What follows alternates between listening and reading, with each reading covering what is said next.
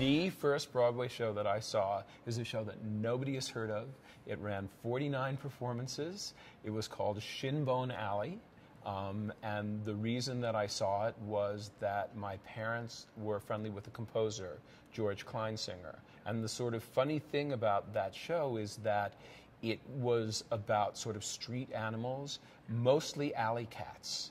And a lot of the reviews criticizing the show said, who would want to go to see a show with a bunch of dancing cats? Which shows the importance of timing in musical theater. I think what I learned from being involved with Pippin is to remind myself of the lesson of Pippin, which is sort of follow your bliss, but not to the point where it kills you. I think that I have been an extraordinary father, and I pronounce it the Pippin way. It's really the thing I'm proudest of. You know, I didn't really know that I was ever going to be a father. And then I have these two great kids. 2 weeks from now, I go out to La Jolla to work with my son, Scott, who's directing Hunchback of Notre Dame for Disney, and, just came from seeing my daughter and now her daughter. And they're just amazing kids, and I feel like, that's still my proudest creation.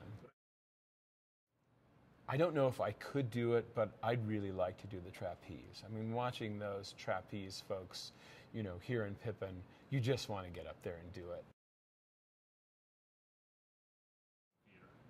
Well, first of all, I love Denver as a city. Obviously, it's beautiful. Anybody who lives here knows that. It's really a good kind of, which you don't really think of, it's a really good walking city. And for people who are runners, like friends of mine, it's a really good running city. And then as a presenting city, it has a lot of advantages. First of all, the facilities are maybe the best in the country. I mean, absolutely first rate.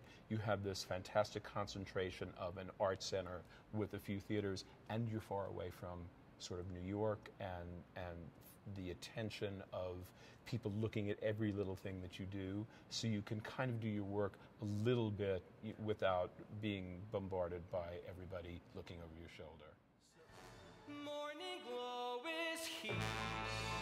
You ain't seen nothing yet, folks!